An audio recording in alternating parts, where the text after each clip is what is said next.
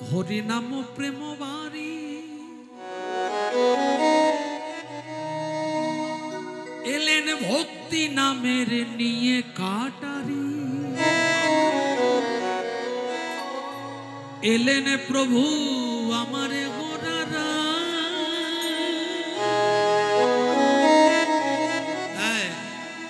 কি জন্য এলেন মা ফোটাতে ফুলের কলি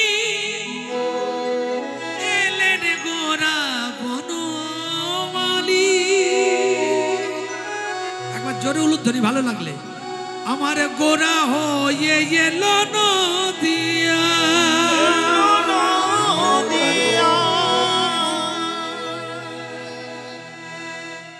ভালো লাগলো কথাটা হরি নাম প্রেম বাড়ি কলসি কলসি প্রেমের বাড়ি সেটা আবার হরি নামের গোড়াতে ঢালতে এনেছেন আর এমন একটা ধারালো কাটারি এনেছেন যেটা আপনাদের মেশিনও হয় না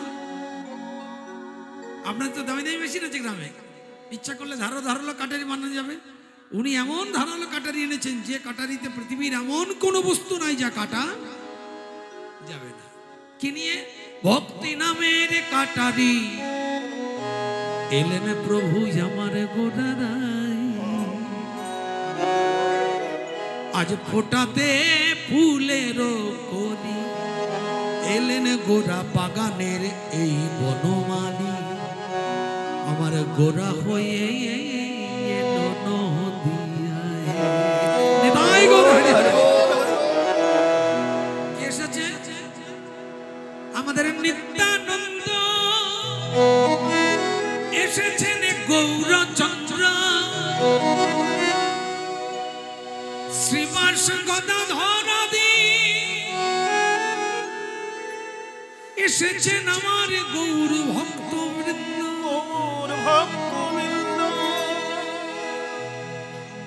তারা নৃত্য করছে প্রভুর সঙ্গে এটা আজকের বিষয় এই বিষয়টা শোনার জন্য প্রথমেই আমি আপনাদের চরণে প্রণাম জানালাম এবং তার সঙ্গে আপনারাও ঠিক একইভাবে প্রণাম জানাবেন আমার মাধব আমার গৌর হরির চরণে কি বলবেন আমার মাথা নত আমার মাথা নত করে দাও কোথায় করে দেবে তোমার চরণ ধুলার চরণ তলে মাথা নত করছি না আমার জায়গাটা এই জায়গায় দিও তোমার চরণ তলে যে জায়গা পেয়েছে সে তো আমার থেকে সৌভাগ্যবান তাই তার উপরে আমি জায়গা চাইছি না সে যেখানে পড়ে আছে তার তলায় আমার জায়গা দিও কি সুন্দর কথা দেখেছেন আমার মাথা নত করে দাও হে তোমার চরণ ধুলার এই যে তোমার চরণের নিচে যে জায়গা পেয়েছে সে আমার থেকে বহু ভাগ্যবান অত ভাগ্য আমার হয়নি তাই তোমার চরণের তলাতেই আমায় জায়গা দাও না দাও দুঃখ নাই তোমার চরণ তলে যে ধুলিগুলো আছে সেই ধুলির তলাতে আমাকে জায়গা দিও আমরা করি এইভাবে ভগবানকে প্রণাম করতে হবে সাধু সজ্জন ভক্ত বৈষ্ণবের চরণে এইভাবে প্রণিপাত করতে হবে তবেই ভগবানের কৃপা হবে আজকে বিশ্বকর্মা প্রভুর মন্দিরে আমি এই দুটো কথা বাবাদের বলছিলাম যে আমাদের ভক্তির জগৎ দাঁড়িয়ে আছে দুটো স্তম্ভের উপর এই একটা স্তম্ভ এই একটা স্তম্ভ উপরে আছে ভক্তি বৈষ্ণব জগৎ এই দুটো স্তম্ভের একটার নাম হলো নাম একটার নাম হলো প্রণাম নামের দ্বারা ভগবত প্রাপ্তি হয় ভক্তির জগতে প্রতিষ্ঠা মিলে তার উজ্জ্বল দৃষ্টান্ত নামাচার্য হরিদাস সারাদিনে 3 লক্ষ নাম করতেন আপনি 30 বার পারবেন না 3 লক্ষ নামের মধ্যে 1 লক্ষ নাম করতেন বাচিক নাম উচ্চস্বরে আমি যত জোরে কীর্তন গাইছি এর 100 গুণ জোরে যতটা জোর হয় এমনি করে 1 লক্ষ নাম করতেন এক এক দিনে 1 লক্ষ নাম করছেন উপাংশু জপ পিস পিস করে হরে কৃষ্ণ হরে কৃষ্ণ হরে কৃষ্ণ হরে কৃষ্ণ হরে কৃষ্ণ পিস পিস 1 লক্ষ আর 1 লক্ষ জপ করতেন মানসিক জপ মনে মনে 3 লক্ষ জপ করে নামাচার্য হরিদাস যবন থেকে নামের আচার্য রূপে ভগবানের শ্রীপাদ পদ্ম লাভ করলেন। হরে হরে। জগৎকে বুঝিয়ে দিলেন যে নামের দ্বারাতেই সমস্ত যোগ সাধনের যা ফল লাভ হয় সেটাই হয়। প্রণামে কে বুঝিয়ে দিলেন? আপনারা 5 জনের বেশি 10 জনকে প্রণাম করতে গেলেই বলবেন কোমরটা কিটকিট করছে, এত প্রণাম। দেখবেন যদি কোনো আত্মীয় স্বজনের বাড়িতে যান, তখন যদি ভাই দেখো এটা তোমার পিসিমা, প্রণাম করো। হ্যাঁ দেখো এটা পিসে মশাই, প্রণাম করো। ইনি কাকা, প্রণাম করো। এই দেখো জেঠু আসছে, উনি পাড়ার বড় বয়স্ক মানুষ, প্রণাম করো। এই 2-4টা পেরিয়ে যাওয়ার পরে যখন প্রণামটা বেশি শুরু হয়ে যাবে তখন বলবেন আরো প্রণাম। কিন্তু প্রণামের মধ্য দিয়ে একমাত্র ভগবত প্রাপ্তি বা নিষ্ঠা ভক্তি উদয় হয়। তার উজ্জ্বল নিদর্শন হলো রঘুনাথ দাস পাদ। রঘুনাথ দাস সারাদিনে 2000 প্রণাম করতেন। সারাদিনে 2000 বৈষ্ণবের চরণ বন্দন করতেন। ঘুম থেকে উঠেই প্রণাম শুরু হতো। 2000 বৈষ্ণব ঘুরে ঘুরে সারা বৃন্দাবন যেখানে যেখানে বৈষ্ণব আছেন সজ্জন, তাদের চরণ প্রণাম করতেন। প্রতিদিন তার ডিউটি। ভগবানের চরণ লাভ করলেন, প্রতিষ্ঠিত হয়ে গেলেন, বৈষ্ণব জগতের উজ্জ্বল নক্ষত্র হলেন। এগুলো আমাদের নিদর্শন, শিক্ষা, চৈতন্য। এই জন্য আমি বলছি যে কীর্তন হচ্ছে একটা সেবার জায়গা। এখানে কোনো গল্প করবেন না। গল্প করলেই নিষ্ঠার জায়গাটা শুকিয়ে যাবে। ভক্তি নিষ্ঠার জায়গা শুকিয়ে গেলে মনের মধ্যে একাগ্রতা আসবে না। আর যার জন্যই কীর্তন শুনতে শুনতেই ভগবানের শ্রীপাদ পদ্ম স্মরণ করবেন, এমনই করে যেন মনে কোনোদিন অহংকার না আসে। আমরা সবসময় খুঁটিনাটি অহংকার নিয়ে এমন অহংকারী হয়ে পড়ে আছি, আমাদের ভক্তি আসবে কোথায়? যে বাবা একটা ছেলেকে 500 টাকা বেতনের কাজ করে বড় একজন বিলেত ফেরত ডাক্তার করলো, সেই ছেলেটা যখন বড় বড় ডিগ্রি করে ডাক্তারি পেয়ে যখন বিদেশে পড়াশোনা করে চাকরি পেল, তখন ওই ছেলে আবার ওই বাবাকে বলে যার 500 টাকার বেতনের 200 টাকা সংসারে নির্বাহ করে 300 টাকা ছেলের পেছনে দিল ডাক্তারি পড়তে। কত কষ্ট করে করে মগরার মতো কত গ্রামে গ্রামে প্রয়োজনে ভিক্ষা চেয়েছে, ছেলেকে বড় ডাক্তার চান্স পেয়েছে, একটু পড়াবো, একটু সাহায্য করুন। আপনারা প্রত্যেকেই তাকে সাহায্য করেছেন, কত কষ্ট করে ছেলেটা বড় হয়েছে। আবার সেই ছেলেটা যখন বড় হয়ে প্রতিষ্ঠা পেয়েছে তখন আর নিজের অহংকার ধরে রাখতে পারছে না। বাবা একটু বয়স হয়েছে, 2-4টা উল্টোপাল্টা কথা বলছে, বলতেই পারে। এই যে আরে চুপ করে দাও, যে ব্যাপারে জানো না সে ব্যাপারে বকবক করবে না। দেখবেন খুব প্রতিষ্ঠিত ছেলে আমরা যারা, তারা মাঝে মাঝে বাবা মাকে বয়স হলে খুব ধমক দিই। বয়স হলো যেটা বোঝো না সেভাবে কোনো মাথা গোলা বলো, তো আমিই বলি আমার বাবাকে।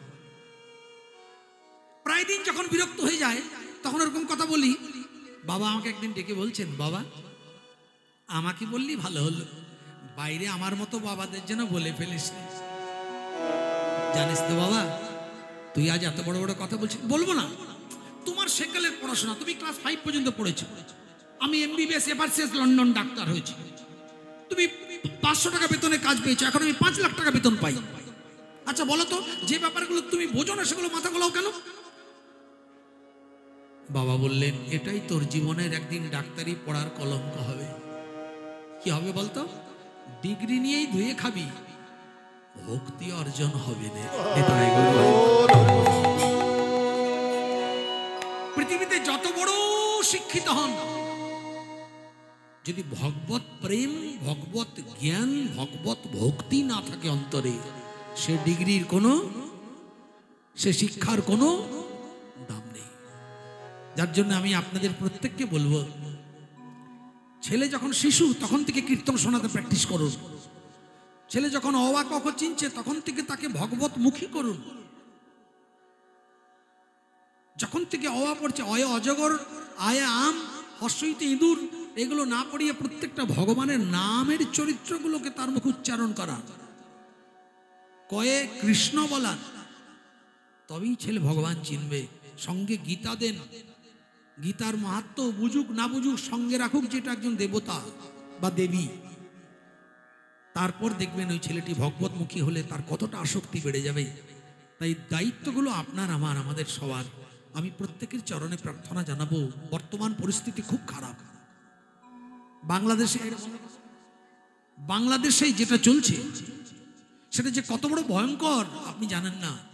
আপনারা হয়তো মনে মনে চিন্তা করছেন যে না না, কোনো চিন্তা নেই, ও বাংলাদেশে হচ্ছে তো।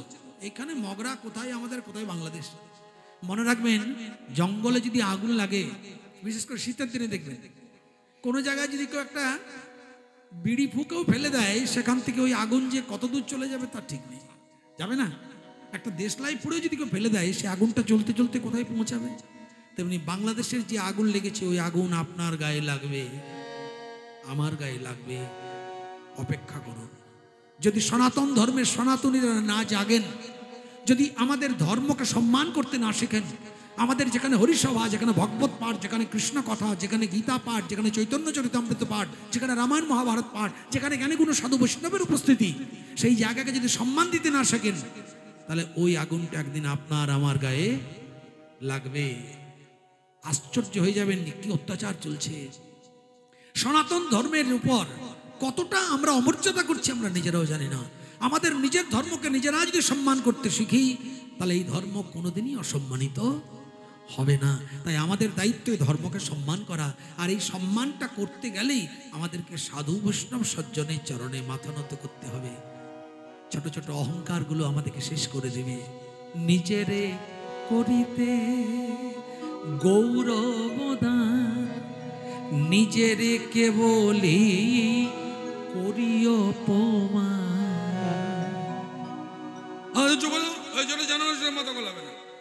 আমি ডাক্তার হয়ে গেলাম। বাবার কাছে ছেলে ডাক্তার হোক আর না হোক, ছেলে তো ছেলেই। সে ফুটানি করে দুটো কথা বলে দিল, কিন্তু ওই অহংকারের জন্য একদিন ওর ভক্তির সাগরটা শুকিয়ে যাবে। তার জন্যই তুমি ভেবো না যে আমি অহংকার প্রকাশ করলাম মানে আমি একজন বিরাট কিছু হয়ে গেলাম। আমি যতবার এই অহংকারগুলো প্রকাশ করতে চাইবো, ততবার আমার ভিতরে ভক্তি শূন্য জীবন হয়ে যাবে। তার জন্য বলছে নিজেরে করিতে গৌরবদান।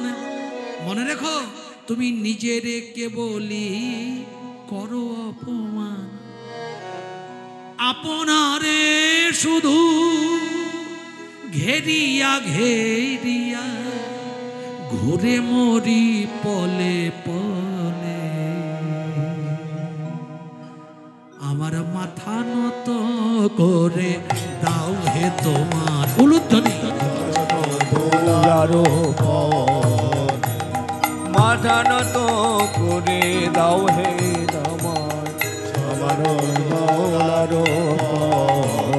আমার মাথা নত করে দাও হে তোমার চরণ ধুলার তরে। আমার মাথা নত করে দাও হে তোমার চরণ ধুলার তরে। এটি আমার ভূমিকার পর্ব, আমার বার্তা আপনাদের কাছে আশা করি বোঝাতে পারলাম। এরপর আমি আমার বিষয়ে প্রবেশ করছি। গৌরচন্দ্রিকার প্রথমে আমি গাইলাম। খুব ঠান্ডা পড়েছে না মা? কষ্ট হচ্ছে খুব, ঠান্ডাতে একটু কষ্ট হবে। আজকে ছেলের জন্য একটু কষ্ট করুন। বাবারা সবাই কষ্ট করে বসে আছেন, ভাইরা কত আনন্দ আগ্রহের সঙ্গে আমাকে নিয়ে এসেছেন। আপনাদের বাঁকুড়ার আমার একটা গর্ব যে মগরার মতো জায়গা, কত সুন্দর আদর্শ আপনাদের। আমি কীর্তন আসরে আসছি, সবাই মিলে আমাকে শ্রীখল করতাল সহযোগে অনন্ত পাপ বিধ্বংসী মধুর মহামন্ত্র ভুবন মঙ্গল হরিনামকে আশ্রয় করে সবাই আমাকে মঞ্চে নিয়ে এলেন। এটা আমার জীবনের বিরাট বড় পাওয়া। আমি আপনাদের চরণের ধুলোর থেকেও অধীন, আমার কোনো যোগ্যতা নেই, কিন্তু আমার মতো একজন নরাধমকে আপনারা এত সম্মান দিয়ে নিয়ে এসেছেন। সেই মর্যাদাটুকু রেখে শেষ পর্যন্ত একটু মন দিয়ে কীর্তন শুনবেন। বাবারা গীত গোবিন্দমের কিছু অংশ শুনতে চেয়েছেন, আমি গীত গোবিন্দমের অংশ আপনাদের কাছে শোনাবো। ভীষণ ইন্টারেস্টিং, কারণ সামনে জয়দেবের মেলা গেল, কিন্তু আমি রূপকে আশ্রয় করব। গীত গোবিন্দমের মধ্যে ভগবান শ্রীকৃষ্ণের রূপের কথা বলবো, এবং তার সঙ্গে সঙ্গে গীত গোবিন্দের রচয়িতার জীবনী বলবো, এবং গীত গোবিন্দম কীভাবে রচনা হলো সেটা বলবো। কারণ এই গানটি যদি আজ পরিপূর্ণ শোনেন, এর পরের বৎসর থেকে মগরা কেন পার্শ্ববর্তী গ্রামের একজনও বাদ থাকবেন না জয়দেবের মেলা যেতে। সবাই পাগলের মতো ছুটে যাবেন যে এত তত্ত্ব আছে ওর ভিতর। যাচ্ছেন আসছেন, দুটো ফিরফিরি কিনছেন, দুটো টুনটুনি কিনছেন, দুটো বেলুন কিনছেন, সামান্য বড় বড় সেই কি বলে বাটির মতো খাজানা গোজা, ওগুলো কিনে নিয়ে আসছেন, কে গুচ্ছে ধুলো খেয়ে আসছেন, নি ঘরে চলে এলেন, কি মকর স্নান হয়ে গেল। কিন্তু মকর স্নানটা কি? পৌষ সংক্রান্তি হইতে যবে রবি সংক্রমণ, মকর বাহিনী গঙ্গা আমি অজয় নদীতে করিব প্রেরণ। পৌষ সংক্রান্তির দিন হইতে 3 দিন ধরে সেখানে মহা মহোৎসব অনুষ্ঠিত হবে। পাত্রে পাত্র ঠেকিয়ে সাধু সজ্জন মহাপ্রসাদ পাইবে। হরি হরি। এই কথাটা সাধারণ কথা নয়, এই কথাটা আমার আপনার কথা নয়, এটি কে বলছেন? Direct Lord of the world, বিশ্বের যিনি মালিক, তিনি বলছেন শোনো, পৌষ আসতে। কিসের গল্প করছেন মা? কিসের গল্প? এত চাবি নাকি? কি জন্যে? একটু মন দিয়ে শুনুন, আপনাদের জন্য সবার ডিস্টার্ব হবে, আর সবাই একটু মন দিয়ে শুনলে সবার ভালো লাগবে। যার যা কাজ আছে 2 ঘন্টা পরে করবেন না, একটু বসে পড়ুন। এই যে আমার দিকে তাকান, তাকাচ্ছেন সবাই। তা আপনাদের মধ্যে কেউ একজন যদি বলে এই যে, সবাই তাকাবে, হয়ে গেল মনের সংযোগ মেরে হাত। তার জন্য মন হচ্ছে বড়।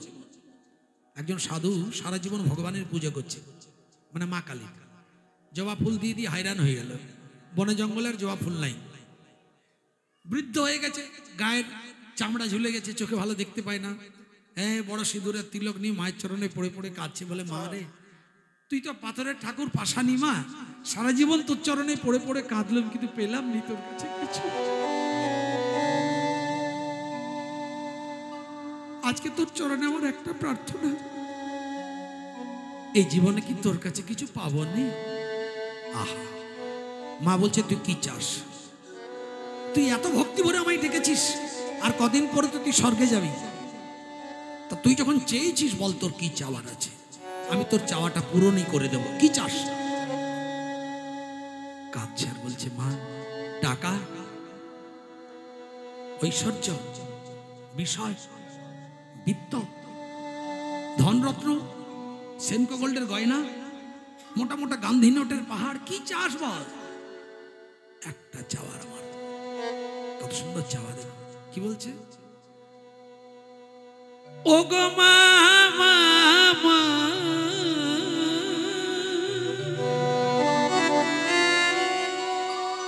ও গো ভবতারিণী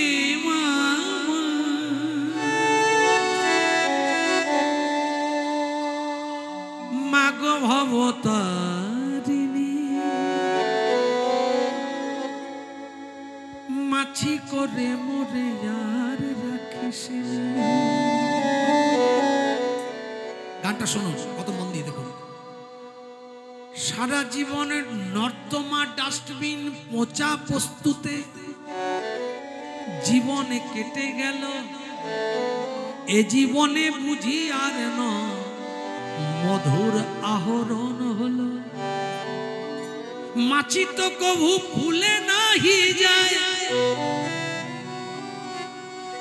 এ যে মৌমাছির কাজ, আর যে ফুলের মধ্যে মধু মিলে সেই ফুলে করিস বিরাজ।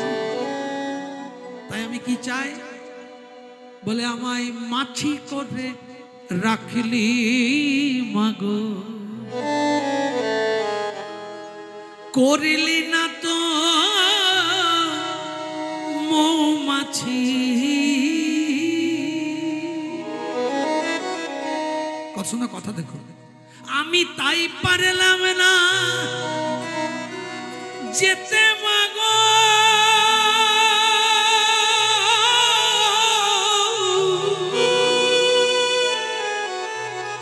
কোথায় যেতে পারলাম না? বুড়ো বলছে তোর ওই চরণের কাছাকাছি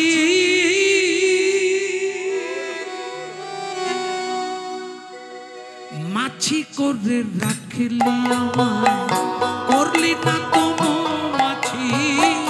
মাছি করে রাখলি আমায়, করলি না তো মাছি। মাছি করে রাখলি আমায়, করলি না তো মাছি করে রাখলি আমায়, করলি না তো মৌমাছি। তাই পারলাম না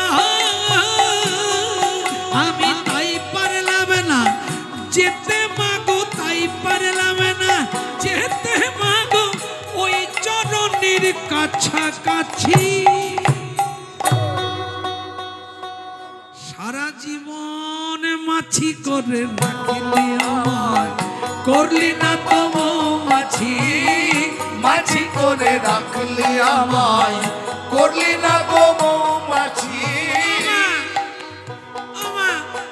আমাকে খেতে না, দাঁড়া একটু পুজোটা দিয়ে নি বেটা। না আমি এখনই খাবো না, একটু পরে। না আমি এখনই খাবো। হয়ে গেল পুজো সারা, খেতে দিতে গেলেন, খেয়ে দিয়ে এসে আবার বসেছেন। এবারে রক্ত চবাটি মায়ের চরণে দেবেন, স্বামী এসে বলছে চাবিটা দাও। কিসের চাবি? লকারের। কেন? টাকা চাই। আবার উঠে গেলেন। আবার কিছুক্ষণ পরে বুড়ো শ্বশুর মশাই সিরাপটা দাও। হয়ে গেল পুজো। এ সংসারের বিষ্ঠা ঘেটে জীবনটা মরে গেল কেটে।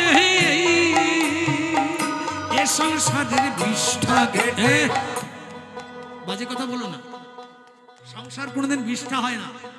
তাহলে মায়েরা কি বিষ্ঠা ঘাটেন? বাবারা বিষ্ঠা ঘাটেন? বিষ্ঠার থেকেও বেশি কিছু, যার নামই মায়াবৃত সংসার, যেখানে ভগবত প্রেমের অবকাশ মেলে না। ভগবত পূজন সাধন ধ্যান না দূরে যাক, একবার হা গোবিন্দ হা কৃষ্ণ হা গৌর হরি বলে কাঁদার অবকাশ মেলে না। যেখানে দিবারাত্র সংসারের শুধু স্বজনের তাড়না, সে সংসারটা কি সেটাই করছেন আপনারা। একটু ফাঁকাতে এসেছেন দুটো হরিকথা শুনতে, সেখানেও মনের স্থিরতা নাই। এটাই বলতে চাইছেন, এ সংসারের বিষ্ঠা ঘেটে জীবনটা মরে গেল কেটে। এ সংসারের বিষ্ঠা ঘেটে জীবনটা মরে গেল কেটে। বলে সেই দুঃখেতে আজ মনে হয়, সেই দুঃখেতে হায় হায় সেই দুঃখেতে আজ মনে হয়। ও বাবা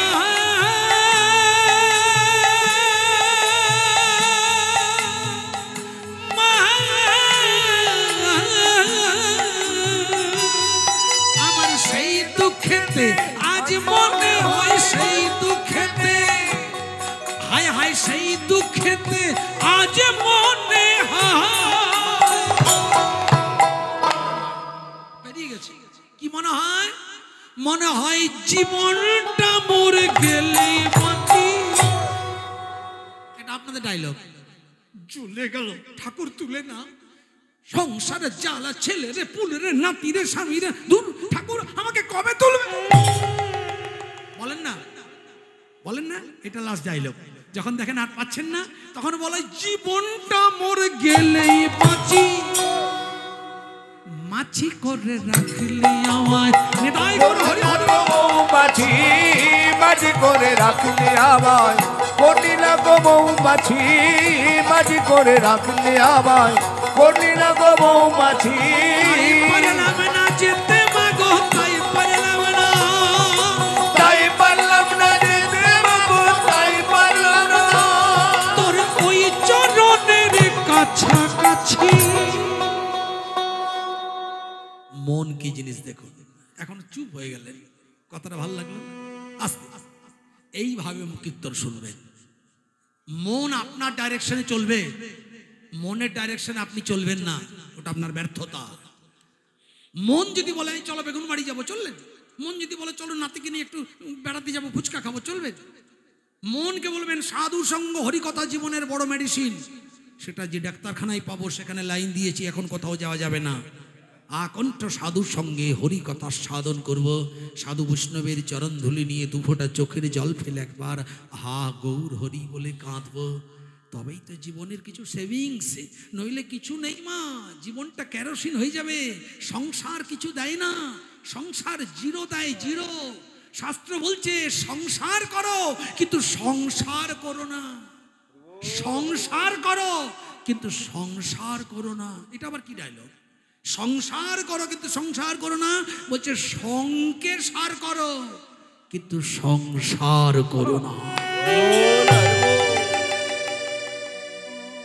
আজকে রাবণ সাজলেন, মগরা গ্রামে গেলেন, আমি লঙ্কাধিপতি রাবণ, হা হা হা হা। পুচকে ছেলেগুলো ভয়ে ঘর ঢুকে দিল, ওরে রাবণ এসেছে। রাবণের ডায়লগ শেষ, নিয়ে বলছে মা 5 টাকা দাও, দিলেন। আরেকটা ঘরে গিয়ে বলছে আমি সীতা চুরি করেছি, লঙ্কাধিপতি রাবণ আমার নাম, 10 টাকা দাও। এই 5 টাকা 10 টাকা 5 টাকা 10 টাকা, আগে কিছু চাল নিত, এখন ভিআইপি সং হয়েছে, এখন চাল খুব একটা নেয় না, যদি কেউ নেয়।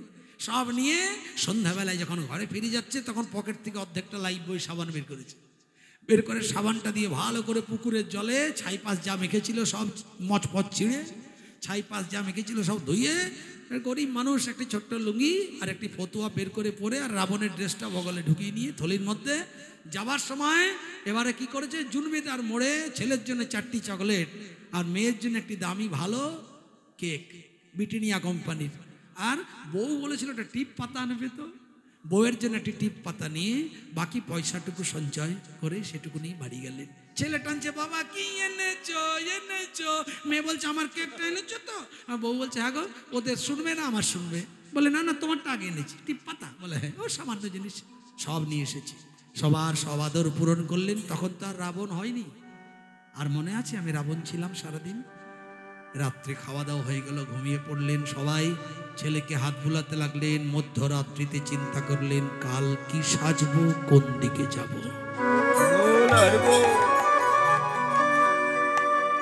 পরের দিন কি সাজলেন, নেতাজি সুভাষ, তোমরা আমাকে রক্ত দাও আমি তোমাদের স্বাধীনতা। কোথায় ছিল রাবণ, হয়ে গেল নেতাজি। সারাদিন শেষ, আবার সন্ধ্যাবেলায় হইয়ে আবার কুমকুমের বাবা, আবার কার, স্বপনের বাবা আর রীতার স্বামী। পরের দিন এই হচ্ছে সংসাজা। আগের দিন রাবণ ছিল, পরের দিন যতক্ষণ নেতাজির সেজে অভিনয় করেছে গ্রামে গ্রামে, একবারও রাবণের কথা মনে ছিল? এটাই করতে বলছেন সংসার জগতে।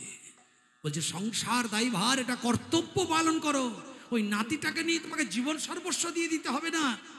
নাতি বড় হয়ে তোমাকে স্বর্গের রাস্তা বা বৈকুণ্ঠের রাস্তা দেখাবে না। তুমি কর্তব্য করো, কিন্তু মনে রাখবে এগুলো তোমার অভিনয়। আসল তোমার সম্পর্ক যার সঙ্গে, তার জন্যে দুফোঁটা চোখের জল ফেলে প্রতিদিন যেখানেই সুযোগ পাবে একবার হা কৃষ্ণ হা গোবিন্দ বলে চোখের জলে কাঁদবে। তাহলে তোতন বাবা কাল থেকে সংসার বন্ধ করে দিচ্ছি, তাহলে কাল থেকে গেরুয়া বসন পরে আর এই ঘর দুয়ারে ছেলে পুলে সব ফেলে তুলে চলে যাই না। সংসার করবেন, সংসারের মাঝে থেকে সন্ন্যাসী হবেন। সংসার করে সন্ন্যাসী হওয়া যায়। সংসারের বাইরে যারা সন্ন্যাসী তাদের কৃতিত্ব, আর সংসারে বসবাস করে যারা সন্ন্যাসী তাদের কৃতিত্ব আকাশ আর পাতাল তফাৎ। সংসারে থেকেই সন্ন্যাস নেওয়া যায়। বেকাল মাছ সারা জীবন পাকে থাকে কিন্তু পাক লাগে না। তেমনি সংসার করুন কিন্তু সঙ্গে সার করুন। মানে বহুরূপী যেমন করে তেমনি আপনি যার নাতি, যার দাদু, যার ঠাকুমা, যার কাকিমা, যার মা, যার বাবা, এগুলো অভিনয়। মেকআপটা মুছে মাঝে মাঝে ঘরের কোণে হা কৃষ্ণ হা গৌর বলে কাঁদার অভ্যাস।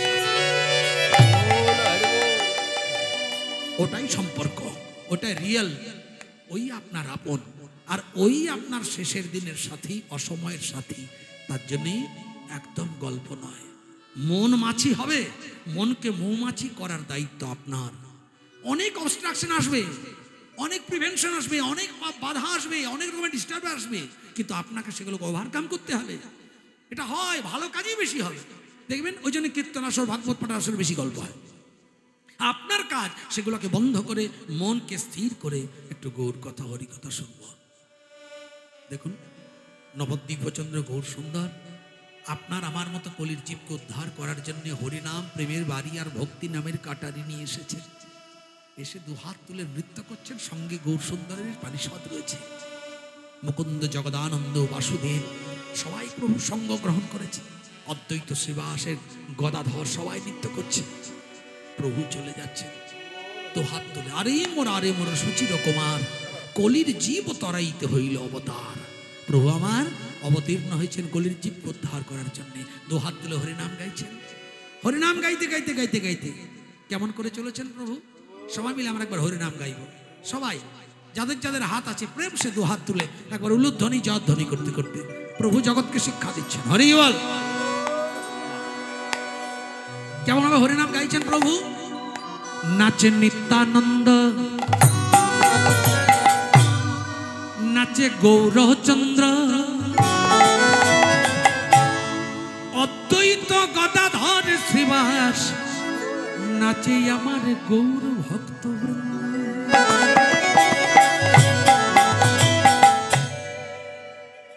নিত্যানন্দ কোথায় থাকে? কোন একজন মা বলেন তো?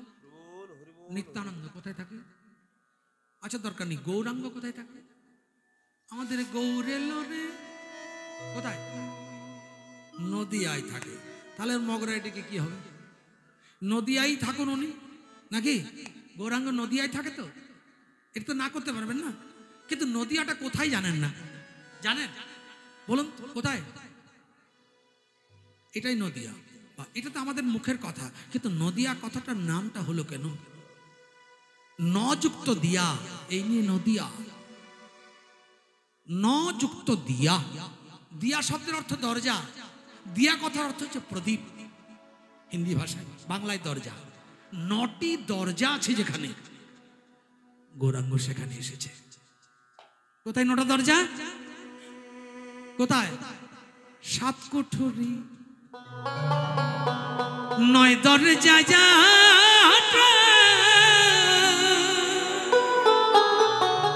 দেখো মধ্যে মধ্যে ঝরকা কাটা। লালন গীতিতে বলছে 8 কুঠুরি 9 দরজা যা, এটাও সত্য। মাঝে মাঝে ঝরকা কাটা, আবার তার উপরে দেখো সদর কোঠা।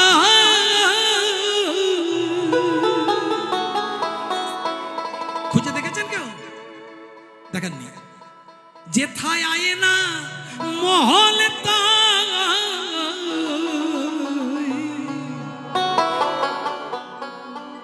শরীরে 8টা কুঠুরি 9টা দরজা। স্বাধিষ্ঠান, মূলাধার, বিশুদ্ধ, অনাহত, মণিপুর, আজ্ঞাচক্র, সহস্রার পর্যন্ত প্রত্যেকটা দরজাতে ঝরকা কাটা আছে। ঝরকা মানে পদ্মের আকার, পদ্মের মতো ডিজাইন। কোথাও শতদল পদ্ম, কোথাও দ্বিদল পদ্ম, কোথাও অষ্টদল পদ্ম, কোথাও সহস্রদল পদ্ম, কিন্তু প্রত্যেকটা দরজাতে সুন্দর করে অঙ্কন করা। যে কারিগর করেছেন তার চরণে প্রণাম। একবারে হেড অফিস যেখানে থাকে ঈশ্বর, সেটা শীষ মহল, আয়না মহল, আয়না দিয়ে তৈরি যে মহল, তার থেকে সৌন্দর্যপূর্ণ। সেটা কোথায়? সহস্রার, ব্রহ্মদ্বার। যেথায় আয়না মহল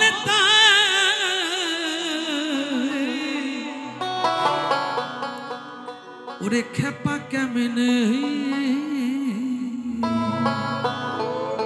আসে যায়। এখন এসেছে, এখন বুঝতে পারছেন না। যখন চলে যাবে তখন বোঝা যাবে। যতক্ষণ থাকে ততক্ষণ বোঝা যায় না, কিন্তু যখন চলে যায় তখন বোঝা যায়। কিন্তু আপনি তার বুঝবেন না, অন্যজন বুঝবে। আহা, যতক্ষণ ছিল পাখিটা ততক্ষণ এর কত যতন ছিল। পাখি চলে গেল আর কিছুই নাই।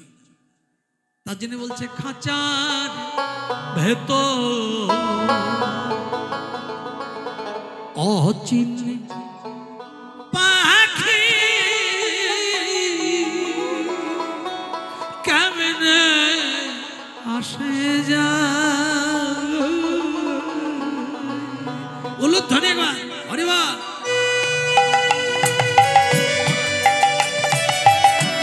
নিতাই গৌর হরি হরি বল।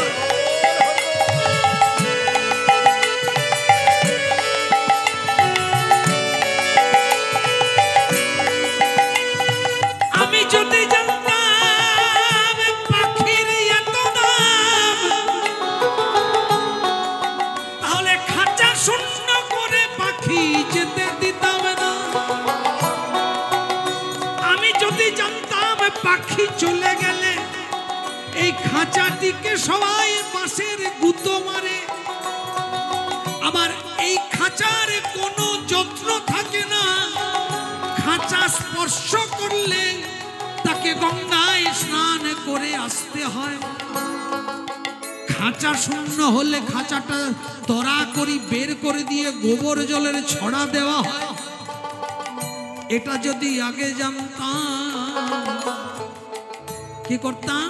তারে ধরতে পারলে মোহনবেরি, ধরতে হরি হরি মোহনবেরি, তারে ধরতে পারলে মোহনবেরি, তারে ধরতে পারলে মোহনবেরি।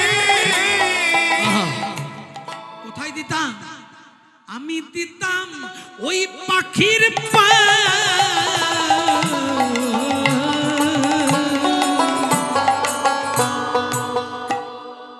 পাখি কেমনে আসে খাঁচার ভেতর আছি, পাখি কেমনে আসে যায়।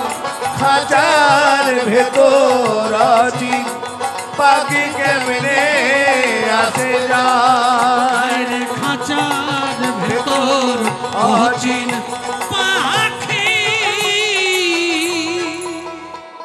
কেমনে আসে যায়।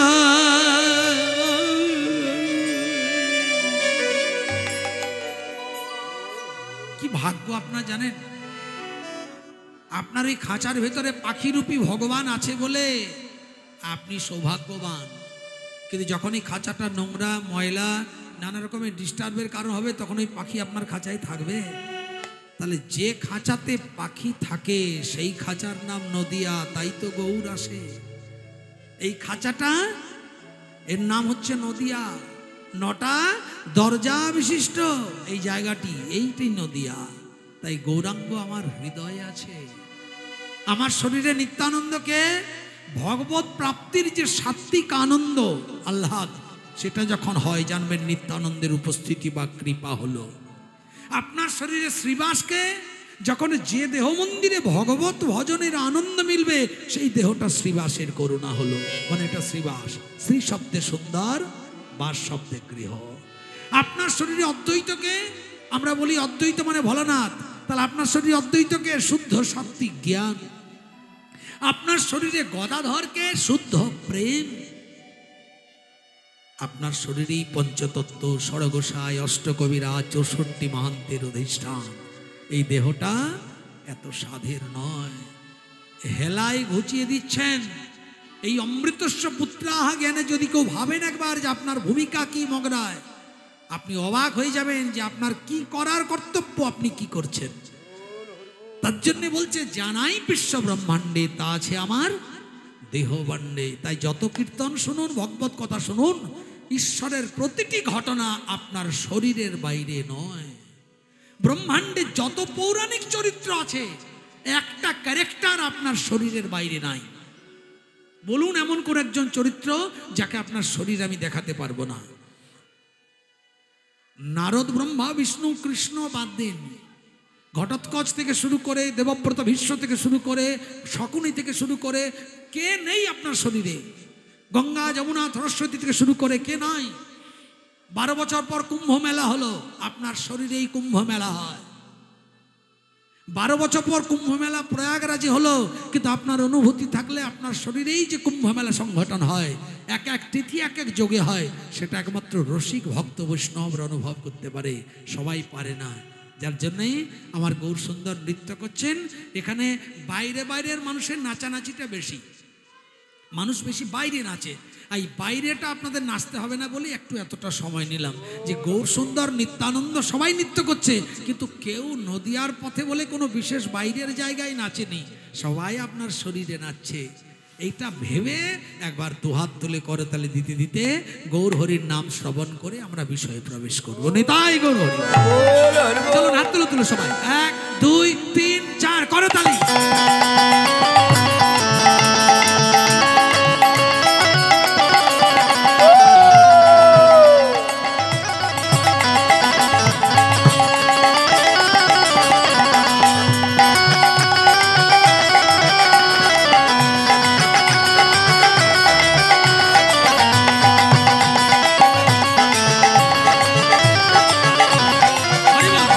নিত্যানন্দ নাচে গৌরচন্দ্র সে গৌর ভক্ত বৃন্দ নিত্যানন্দ নাচে গৌরচন্দ্র অদ্বৈত গদাধর শ্রীবাস গৌর ভক্তবৃন্দ খোল করো তালে দুটি বাহু তুলে খোল করো তালে দুটি বাহু তুলে খোল করো তালে দুটি বাহু তুলে খোল করো তালে দুটি বাহু তুলে আনন্দ আনন্দ মহানন্দ উলুধ্বনি নাচে নিত্যানন্দ গৌরচন্দ্র অদ্বৈত গদাধর শ্রীবাস গৌর ভক্তবৃন্দ নিত্যানন্দ জয় গৌরচন্দ্র প্রেমানন্দ হরি হরি শ্রীবাস গৌর ভক্তবৃন্দ হরি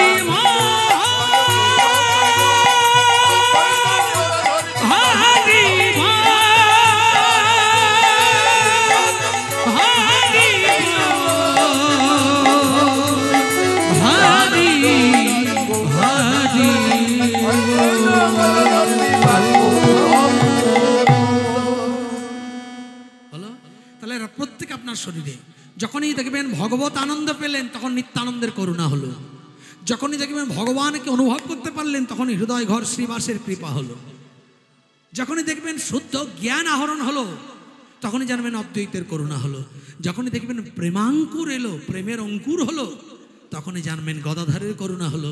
আর এদের সবার করুণা হয়ে গেলে এই শ্রীবাস অঙ্গনে দেখবেন গৌর সুন্দরের দর্শন হলো,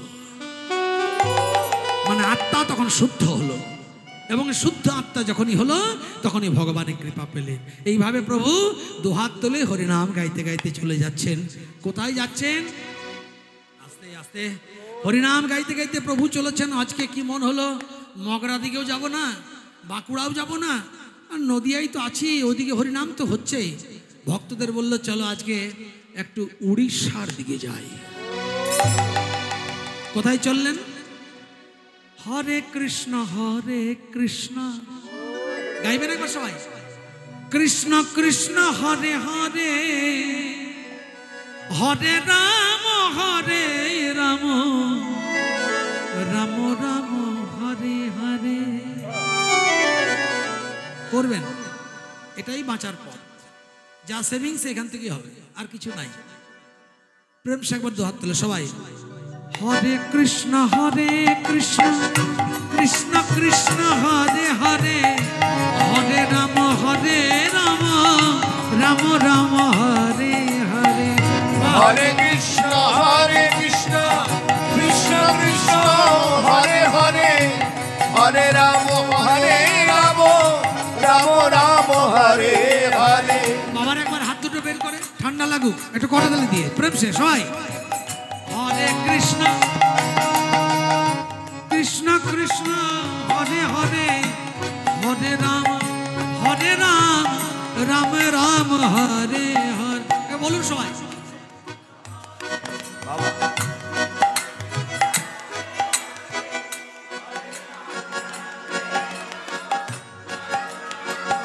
বাহ কি বাত, আরেকবার হরিবল হরিবল।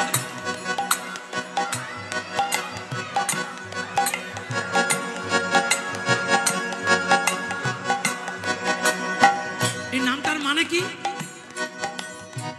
হে কৃষ্ণ একবার হরে কৃষ্ণ, অন্তরের গ্লানি কলুষ হরণ করো। হে রাম একবার হেরো রাম, অন্তরের চৈতন্যে রমণ করো। হরে কৃষ্ণ হরে কৃষ্ণ কৃষ্ণ কৃষ্ণ হরে হরে হরে রাম রাম রাম হরে। বলুন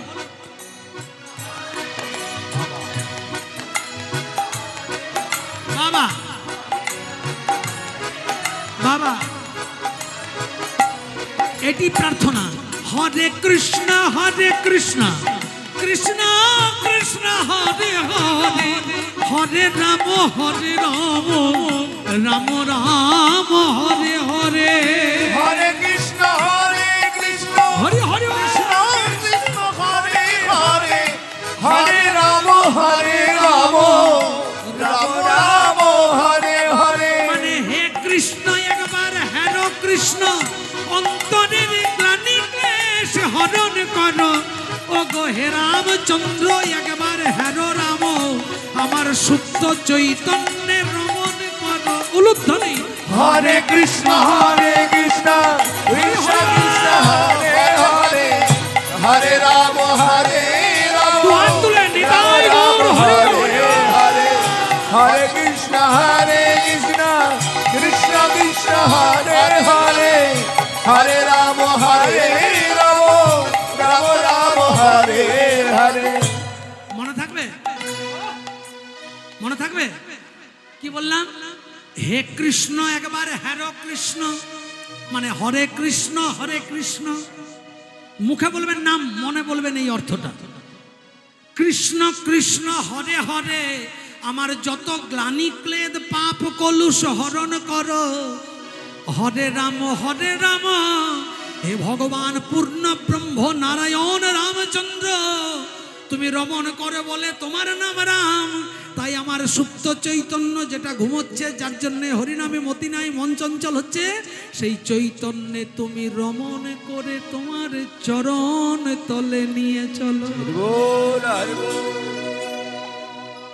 এইটি মনে মনে বলবেন সবাই, প্রেম সে একবার দুহাত তুলে। হরে কৃষ্ণ হরে কৃষ্ণ হরে হরে হরে হরে, হরে রাম উলুধ্বনি হরে হরে, হরে কৃষ্ণ কৃষ্ণ কৃষ্ণ হরে হরে, হরি হরি বল।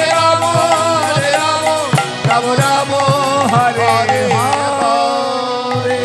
মন দিয়ে শুনো, এইভাবে হরিনাম গাইতে গাইতে উড়িষ্যায় প্রভু আমার কাশীনাথ নামের এক ভক্তের বাড়িতে গেছে। একদম বিষয় থেকে চলে যাবেন না, গল্প করলে বুঝতে পারবেন না। এইভাবে নাম সংকীর্তন করতে করতে উড়িষ্যার পুরীধামে কাশীনাথ নামের ভক্তের উদ্যান বাটিতে হাজির হয়েছে। ভক্ত সমাবৃত হয়ে প্রভু আমার দুটি বাহু তুলে হরিনাম গাইছেন আর কাঁদছে। জগজীবের মঙ্গলের জন্য হরিনাম বিতরণ করতে করতে এমন ভাব জেগেছে প্রভুর অন্তরে। আহা, প্রভুর ভাব কেমন একমাত্র যারা রসিক ভক্ত তারাই বোঝে, আর একমাত্র যারা প্রভুর পার্ষদ তারা জানে ভাব কি জিনিস। ভাবের জন্ম কোথা থেকে হয়? প্রেম ক্রমে বাড়ি হয় স্নেহ মান প্রণয়, রাগ অনুরাগ ভাব মহাভাব হয়। স্নেহের অন্তিম অবস্থা হলে জানবেন প্রণয় সম্পর্ক হয়।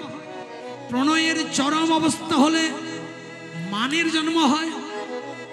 মানের চরম অবস্থা হলে রাগের জন্ম হয়। রাগের চরম অবস্থা হলে অনুরাগের জন্ম হয়। অনুরাগ চরম হলে ভাবের আশ্রয় হয়।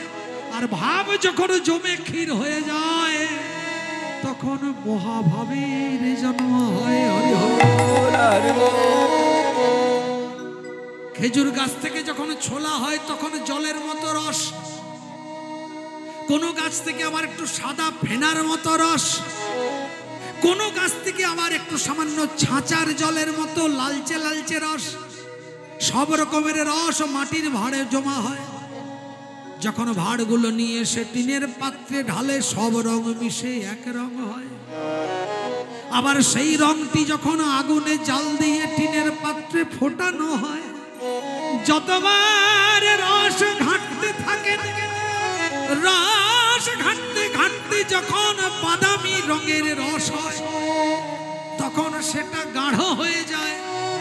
তারপর ধীরে ধীরে যখন সেটা লিকার চায়ের মতো রং ধারণ করে চিটালো হয়, তখন আর জাল না দিয়ে সেই বস্তুটি কিছুটা টিনের পাত্রে ঢাকা দিয়ে রেখে আর কিছুটা মাটির ছোট ছোট গোল গোল গর্ত করে কাপড়ে পেতে ঢেলে ঢেলে দেওয়া হয়। দুদিন পরে যখন রসটা শুকিয়ে যায় বাটি সাবানের মতো ধারণ করে। হ্যাঁ কিনা? পাটালি বা লোবাত নাম হয়। আর অর্ধেকটা বস্তু সেই যে আলাদা করে রেখে দিয়ে হয়েছিল ওটাও বিক্রি হচ্ছে, ওটার নাম কি হয়? খেজুর গুড় হয়ে যায়। ঠিক ভগবানকে পাবার পথে ভক্তের অন্তরের পরিণতি এক এক সময় এক এক রূপ ধারণ করে। যখন ভক্তের স্নেহ জমে ক্ষীর হয় তখন মানের জন্ম হয়। মান করতে করতে ভক্তের ভগবানের সঙ্গে ওতপ্রোত সম্পর্কের ভাবনায় যখন সেটাও গভীর হয় তখন প্রণয় সম্পর্ক হয়। আবার প্রণয় সম্পর্ক যখন গভীর হয়ে যায় তখন রাগ জাত হয়। রাগ মানে মারামারি করা রাগ নয়। আবার রাগ যখন গভীর হয়ে যায় তখন অনুরাগ সৃজন হয়। চলতেই লাগলো ভক্তের ভগবানের প্রতি সম্পর্ক দিনের পর দিন বাড়ছে। অনুরাগ যখন জমে ক্ষীর হয়ে যায় তখন কোনো একদিন হঠাৎ ভাবের আশ্রয় হয়। আর ওই ভাবটি যখনই জাগে তখনই ভগবানকে মনে পড়ে। আর এই ভাবে দু চোখে যেন গঙ্গা যমুনা প্রবাহিত হয়। নয়ন কুম্ভের জল আর ধরে রাখা যায় না।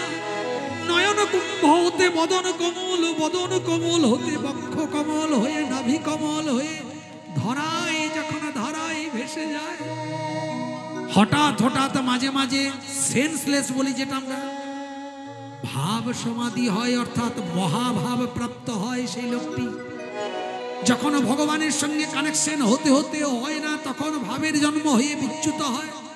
ভাব যখন অন্তিম অবস্থায় গভীর হয়ে যায় তখন মহাভাব প্রাপ্ত হয়।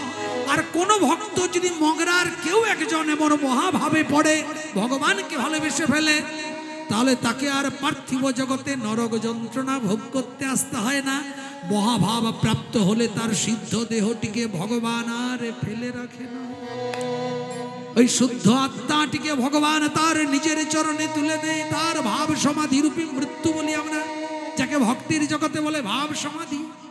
ভাব সমাধি হলে তিনি বিষ্ণুলোক প্রাপ্ত হয়ে ভগবানের চরণ পান।